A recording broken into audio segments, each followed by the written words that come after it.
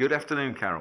Hi, Mark. Thanks for calling me. That's absolutely our pleasure. Now, it's a busy old time for you at the moment, isn't it? It is, yeah. We decided that we should mark our 25th anniversary. We couldn't believe it, 25 years ago, by the way. Yeah, I know. So, why don't we go out and celebrate that and play all the hits and all the wonderful album tracks from Bridge of Spies, Rage, The Promise, yeah, and Red, and we're having a ball. We're 4 gigs in now on a 27-day tour. We're having a great time. Yes. Now, I mean, it's interesting, isn't it? Because T'Pau were they are one of those bands that people instantly recognise the hits, and and yet there was much more to the band than just the hits, weren't there? I mean, the albums that you put together and the live performances were a huge part of T'Pau's appeal. Yeah, we really like to deliver, but that's, I think, for Ronnie and I, Ron Rogers, who co-founded T'Pau with me, and co-wrote all the hits with me.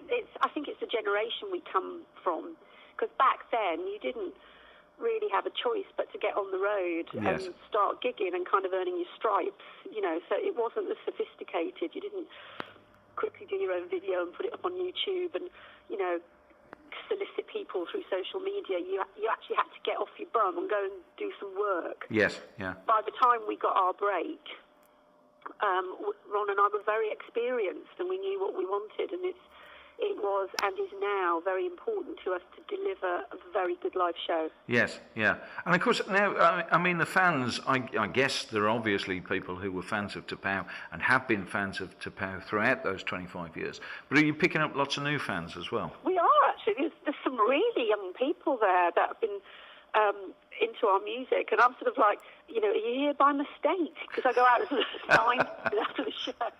What are you doing here, sonny? Yeah. And and they like it, and they've probably got to know us, through the renaissance that the 80s has been enjoying. Yes. And of course, I do all the big 80s package tours, so people see me knocking about on those, Yeah. And we have recruited some younger fans, which is lovely. Yeah, and I guess one of the things about T'Pau, we've got to talk about the videos, because you mentioned the making of the videos then, and of course T'Pau were well renowned for the quality of the videos that went along with the songs. Were those fun to do?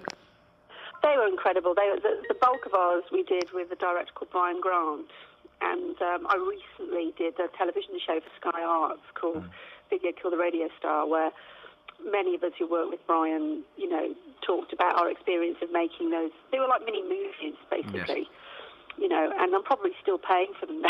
It cost a fortune.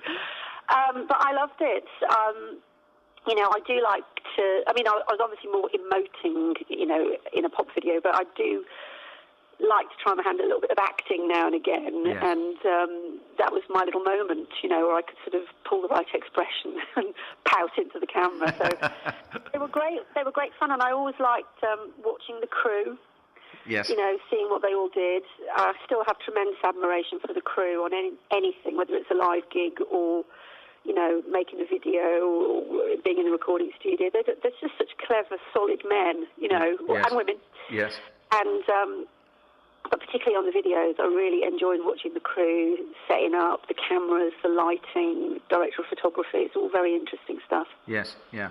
Now, being back out on the road again, because I guess you've, T'Pau sort of were going for a number of years, and you were 6 years we together, the original lineup, and you were, but since T'Pau, you've obviously kept going, and you've been involved in quite a number of different projects, haven't you?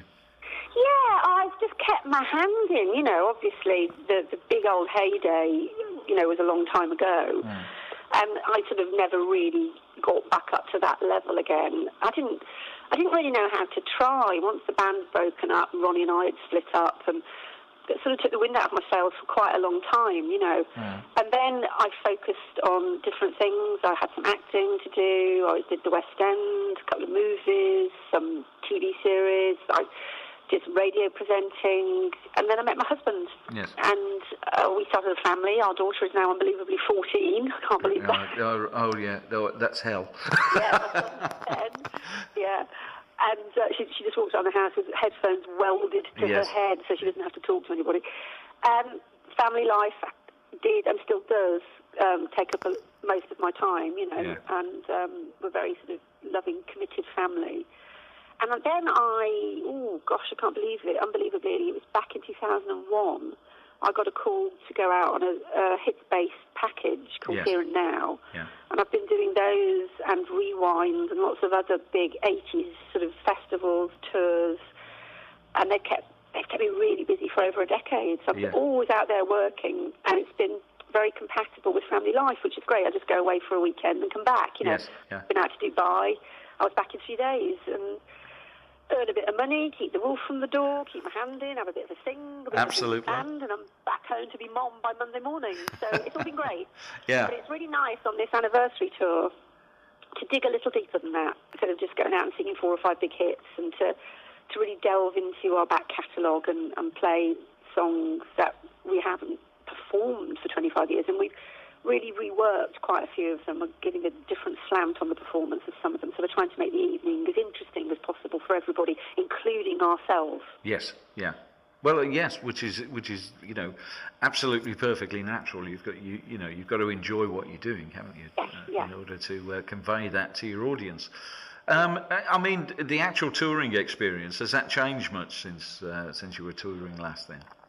Only that the venues are obviously smaller, but because we're doing sort of theatres and a couple of rocking gigs like the Robin 2 and Lucy's Bar in the Canican area. Yeah.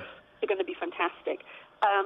So the gigs are smaller, but it's still the same. You know, we've still got a PA and a crew, and everyone sets up and merchandise to sell and songs to sing. So Yes. it still works, just on a smaller level. Yeah, yeah. And what about the travel? You coping all right with that? Yeah, anything that's more than 4 hours away or 3.5 hours away, we've got hotels. Yes. So everyone's getting plenty of kit, and but we're home whenever we can be, because with the exception of Kez on bass and James on guitar, who's only 23, he wasn't even flipping well born when I had my hits. We've all got kids, and we've all got partners, and so everyone wants to get home. Yes, yeah. That's it. Well, that's it. You know, rock and roll has its time and its place, doesn't it? But you've got to look after the family. We're having a few beers. Yeah.